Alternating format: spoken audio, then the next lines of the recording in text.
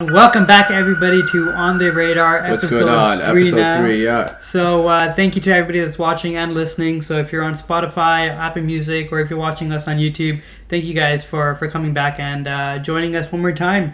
Again, Abdullah. Indujan. And happy New Year, happy Kwanzaa, Hanukkah. Merry Christmas, holidays, whatever it is. But I hope everybody's staying safe and staying healthy, because I know we just went back into a lockdown here in Ontario.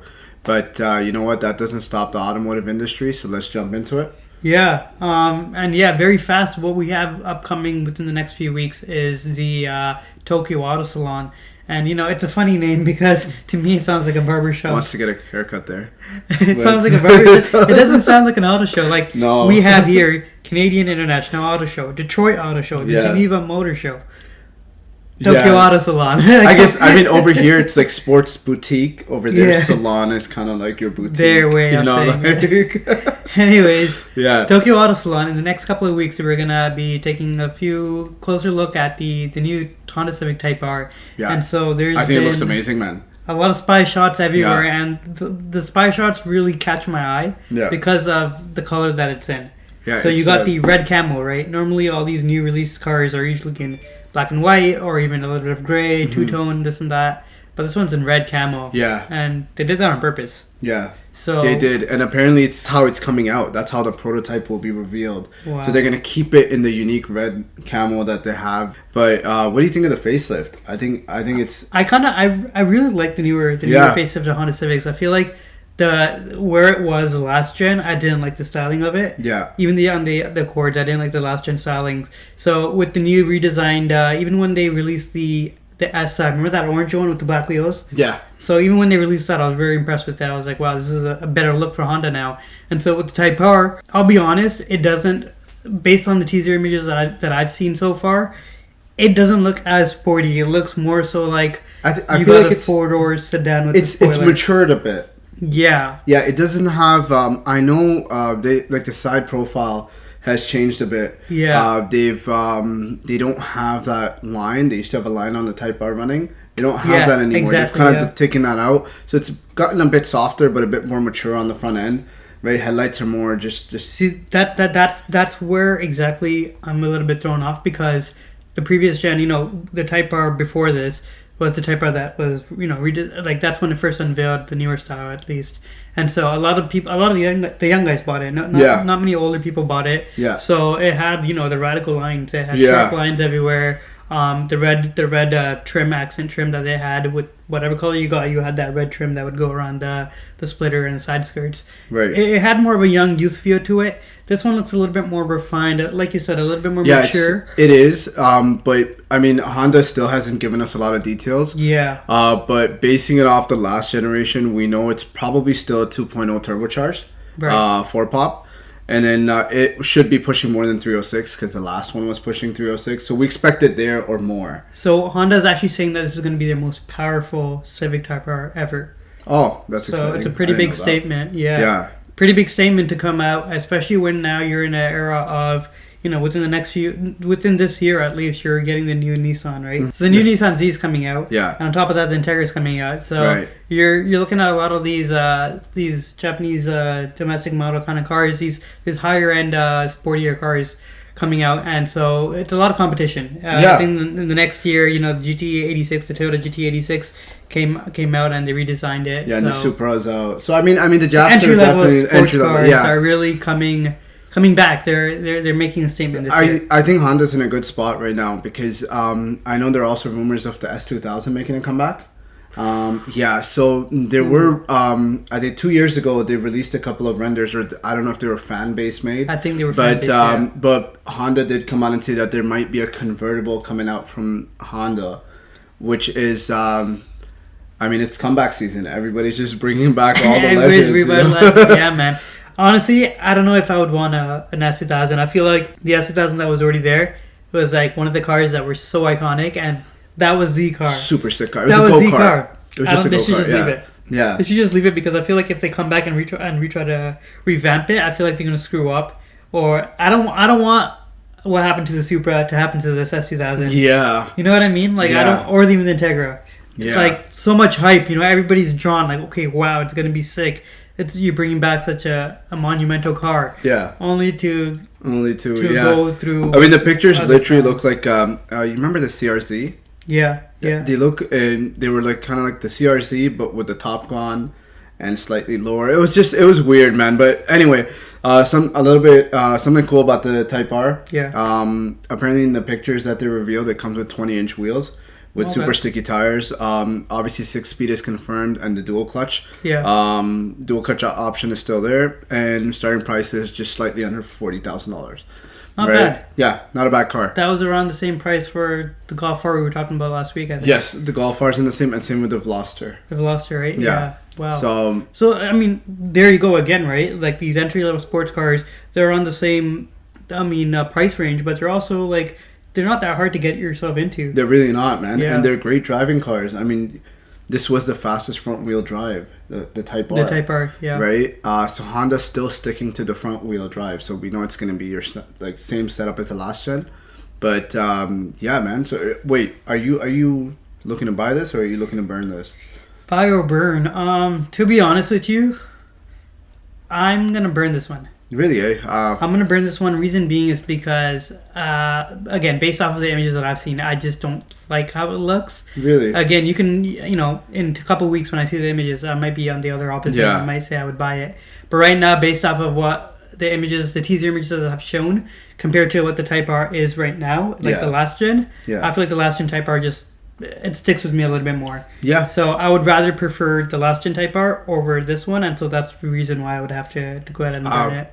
I'm burning it with you, man. Right? Yeah, I think I'm gonna pass on this one too. Yeah. Right. I don't know much about it, but if it's, they do say it's the fastest Type R they're gonna make. Yeah.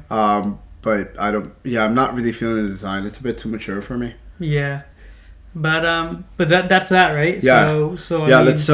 Let's hop on to the next one. Sure. What you have for us? So out of Italy, Maserati has recently pulled out the MC20. Mm-hmm. And they also pulled out an MC20 Spider. Now this Spider, I'm not too sure if it's this was spotted coming out from their Italy factory. Okay. This picture right here, which is in the blue camo, it's not really camo. It's got clouds on it. Yeah. So it's got little clouds. Cool. Yeah. So it's super cool. Apologies to the radio listeners.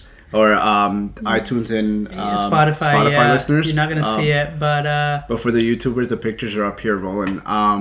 Yeah. So I think this is a super sick car because it's wicked fast. Yeah. Right? And it's the future of Maserati. They've kind of already put it out there that there is, in the next 2 years, the electric version. So now you had the coupe, you have the cab, convertible, and then you're going to have an electric version, right? And it's got solid numbers. Yeah. Bro. Like 600 horsepower? Dude, it's a 630 horsepower. It's a rear-wheel drive with a 8-speed dual clutch gearbox. It does 0 to 62 miles in 2.9 seconds.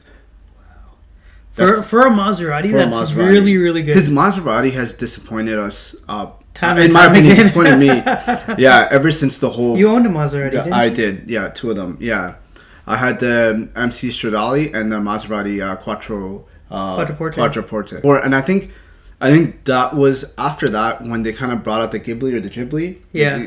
That's the whole downfall. Because at that point, everybody got one. It was more of a luxury sedan. Yeah, and everybody knew it was a Chrysler 200. Exactly, and there was no sport line. There was no sport. There was no. It just became a luxury brand that is now giving you luxury sedans at this point. Kind of more like it was cool, but like the Ghibli and the Quattroporte, when they started going after the luxury, the sedan, when they started going after that, they lost out on the sports car segment because I haven't seen anything since the Gran Turismo. No. Right? And so this is it. Yeah. This is now their coupe that they're coming out with. But there's a few things that I wanted to quickly mention because I haven't seen the Maserati MC20 yet. Have you?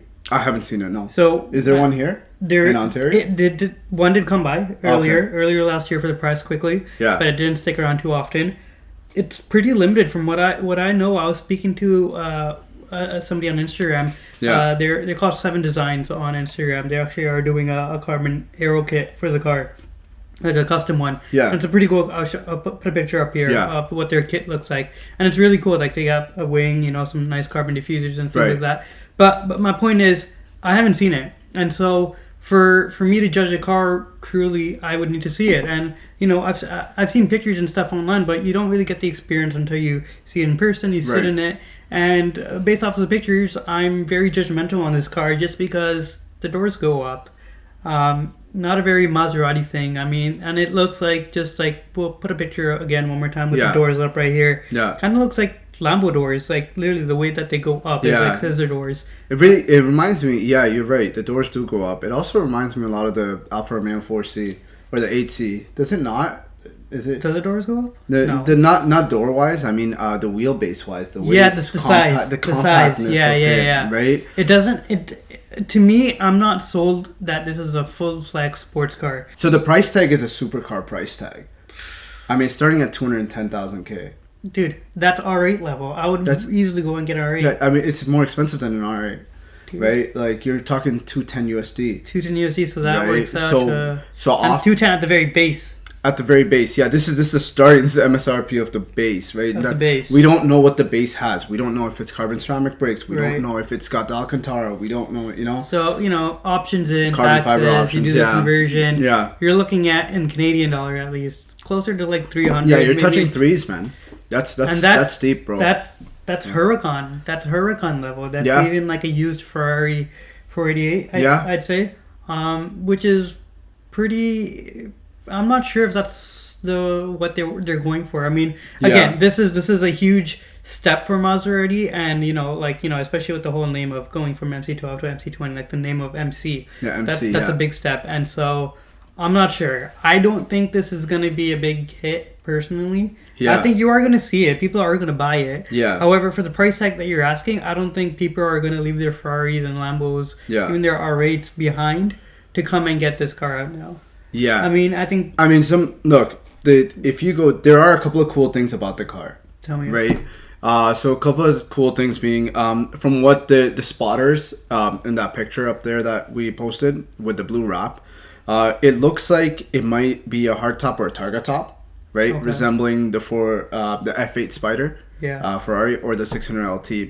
Also, going back to the design, the car spent 2,000 hours in a wind tunnel being sculpted like that. There's a reason why it looks like that, so that's pretty cool. So Maserati, I guess it's a functional body, right, in a way where every curve was redesigned to make sure that it's creating downforce, or it's helping it around the corners, or whatever it may be. We don't have track numbers, we don't know how well it's going to do around the tracks, but right now the design, it spent 2,000 hours for the car's final shape sculpting, right? And it's all carbon fiber and composite materials.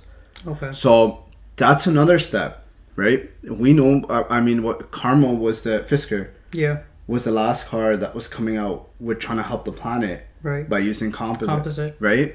But Maserati just came out and made a car from carbon fiber and composite. I feel they're doing the right things, right? They're checking off the list, right? And they've announced electric. So if that's not the future, I don't know what is. The R&D's there. Yeah. They're doing. I would say they're doing what they need to in order to build up and hype this car up. Yeah. Again, if you were to ask me buy or burn, yeah. I'm sorry, but I can't justify spending a $300,000 coin on a Maserati just yet. Yeah, especially when I haven't seen it. Unless it's limited in one of 400, 500,000. I don't think it will be. I think it's coming right off the line, maybe somewhere in Detroit. We don't know.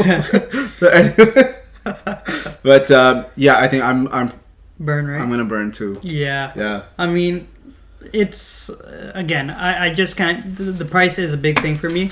And on top of that, it's just the fact that I haven't seen it. But I am impressed with 600 horsepower, though. For a car that small, for a car coming out of Maserati, 600 horsepower is a lot of power. Yeah. It's a lot of power. And so, again, I am impressed by it. However, I don't think it's the right car for me. But I think it'll be a really good driving car. I think it'll be a really good drive. Because it's just, that wheelbase just never, I mean, the 4C, the 8C, any of the Lotuses, all are that kind of that size, right? They're all known to be go-karts, really fast, small. You're in a small tub, right? And You know, so I feel like it is going to be a sick car. I want to hear it. Maserati doesn't disappoint when it comes to sound. Yeah. Right? So I want to know how they're going to make that, the type of sound that V6 is going to make. Right. Right? Which is a twin-turbo V6, and it's called a Neptune. Neptune. Yeah. So that's a pretty cool name. Yeah. I mean, I like, you know, on top of my other things that I like with cars, we already know that I like animals. Yeah. But I also do like astrology and space. Yeah. So, like, Neptune. He's 9. He's turning 10 next year. Yeah. I just came out of my science class, and I'm just so grateful with the knowledge that I have. Yeah. But it's pretty cool because, you know, usually when a car companies announce a name like Neptune, you think that they're leading towards something, right? Because I don't think Maserati has used anything to do with space or planets before. But if they have, you can comment. We don't know. Or we haven't come across. I haven't. Yeah, we're not big Maserati guys. I mean, he owned 2, but he didn't do the research. But yeah, I mean, it would be cool. I wonder what their motivation was or what their ideology was behind using the word Neptune. Yeah. But it's pretty cool. And I guess we'll see a little bit more of the car in the future. Yeah. But you know what car we won't see in the future? What? Here at least? What? And it kind of refers to the small, fast, quick cars we were talking about. The Audi RS3. Oh. And the TTRS. Dude, sorry to all Canadians, or North America actually. They said it won't be coming to the east of the Atlantic, which is super sad, man, because people already put deposit on this car, and then there was a leaked email. Right. So that's how it all started. Employees got emails from head office, and then Audi Canada stepped in and had an official statement go out. Right. But super sad, man, that they didn't meet the levels of North American emissions. So guys, the Audi RS3. So this is the new redesigned. Let me throw a picture up here. The new green one that they have. Audi RS3 and the Audi TTRS are not being sold to the North American markets. And the reason why, there's a bunch of speculation over what the real reason is. Some say the engine is too dirty, didn't meet the standards with the Canadian and North American regulations. Yeah. Some say that it was noise, right? Some people said it was too loud. And it was not, again, it wasn't meeting regulations. Yeah. It's a clouded area as to why it's not coming. Yeah. But it's a huge disappointment because the RS3 was a car that we saw everywhere. A lot of people got into it. Yeah. Even, I think, 2 days ago, one of my friends actually picked up the last gen RS3, and he's a huge Mercedes-Benz guy. AMG Audi, quick shout out, you just got RS3, congrats, buddy. The thing is, I saw it everywhere, and for people getting into the sports car market, RS3 was a car that you could modify easily too. Absolutely. We know of someone, Andre, who has 1,000 horsepower RS3. Yeah, and they're quick. They're very quick. And the thing was, it was easy to get them at 1,000 horsepower. TTRS, 8 to V8. Shout out to 8 to V8. Right. He's got 1,000 horsepower TTRS, right? Yeah. I think it's a 10-second car, under a 10-second car. But yeah. So I felt like the five cylinder did good for them here in this market, but apparently there are changes in the law for registration of new vehicles, and the inability to satisfy certain technical requirements. That's basically what was in the email that was leaked. Right, I'll run the email up here, but. I'm disappointed. But bro, I'm disappointed. Imagine putting a deposit and then having your car sales guy just be like, "Hey, buddy, I just returned your deposit. Do you mind looking at an A6?" Yeah, dude, like that car, like I'm going to get an M3. It's a different story if production made it. There was production issues and it was going to take much longer than possible. There's some things I'll allow. But to completely not even bring it to the market, like, come on. So I mean, I can, dude, honestly, it's super sad. I just think that's where you'll have me consider other cars. I feel like I'm a huge Audi guy, but like doing something like that where I put a deposit down, where that money could have been an investment for other stuff, business wise, or you could have put that money on an investment or on property. But for you to go ahead and take a deposit and then say you're going to get the car in the next 2-3 years and then say that no, this car's not even going to it's not even going to come into the market. That is just, I think that's a huge an insult. And it's a disrespect to the people that are waiting. And it was kind of. I mean, nobody saw it coming, which is the weird part, that people put deposits. That up until the leaked email, the TTRS and the RS3 were on the Canadian website. Right. So you could literally go on the website, you could see it, you could build one. Right. Right. And then when the email got leaked, before Audi Canada did a statement, they took it off the website. Yeah. Right. That was obviously the first thing, but it was like, one day you have it, one day you don't. Yeah, you literally, you know what I was like? Wake up the next morning. Yeah, Thanos. Like, yeah, sorry, buddy, no more. Just snap and it disappears. Right? You have to switch countries to get your dream car. Yeah, you know, it sucks, man. But again, like I said, I think for me that's like a point where if that were to happen to me, then as much as I am an Audi fanboy, I think that'd be very disrespectful, and it would like, especially because there's nothing else in the Audi lineup that competes with the RS3. I mean, the TTRS, even the TTRS, like there wasn't really much competition within. Like, let's just say I ordered one. What are you gonna move me into next? You can't. An S4? Like, no. It doesn't. just doesn't compare. Yeah, it's a two. Which you're right. And same with the RS3. I mean, RS3 was doing great here, but I think we're gonna start seeing a lot more A45 AMGs or like the other competitors, because that's where I would go next. Right. I'm either I just wanted to get into a nice daily that was fast, that'll get me around in Canadian winters. I'll go for another hatchback or another. Right. So, but here's the thing, though. Yeah. So the RS3 is not available. However, you can get the track version car. So the LMS version, the RS3 LMS, the track version of the car, those are still going to come by. Is that road legal? No, they're not road legal. Oh, right then. So they're and that's why they're able to get in, is because they're not road legal. They're only for track use, and so those cars are still able to come by. So if you want a track car, like a full out track version, small car RS3 LMS, you could get. But again, the production vehicle that you want to drive on the roads, summer, winter, those you can't get. It's sad. I'm so sad. I mean, you're an Audi guy. I drive an Audi, and I think that I don't know what this means going forward. Are they gonna fix it and bring these back in the next generation? I mean, we don't know. Is it the end of the RS3? Yeah, man. To be honest, I think Audi is actually going through a little bit of a discolored kind of period right now, just because within the North American market, we're not getting the RS3, we're not getting the TTRS, and even the R8 has been discontinued. They're just selling off whatever is left. And so, again, from the North American side of things, which is where we're from, I feel like right now they're not working too hard as they could be. Because realistically, you have, what other RS cars do you have? You have the RS6, you have the RS7, and then you have your S, right? Your RSQ8, and then you have your S lines, which is your S4, S5s, and then your SQ8 and your SUVs. So for that reason, I feel like right now in the North American side of things, I think they're pushing a little bit towards the electric car market, such as the e-tron GT. But again, what do you guys think? Do you guys agree with me? Do you see that Audi's kind of going through a weird phase? Or do you guys not see it? Because I know in the Euro market, the RS3 is still there, the TTRS is still there. So it just might be a little bit of a weird segment for the North American market. But let us know in the comments below, and let us know about anything that we talked about today. The MC20, right? Yeah. Let us know about that, and whatever it is, give us a comment and let us know what you thought about our third episode. And if there's anything else that we should improve on ongoing for our podcast, please let us know. And I think that's thanks to all our listeners on Spotify, iTunes, Apple Music, and of course YouTube. You guys, the YouTube viewers. And again, thank you so much. We'll catch you on episode 4. Yeah, episode 4 is going to be pretty sweet. And once again, thank you guys so much for watching. Peace. See ya.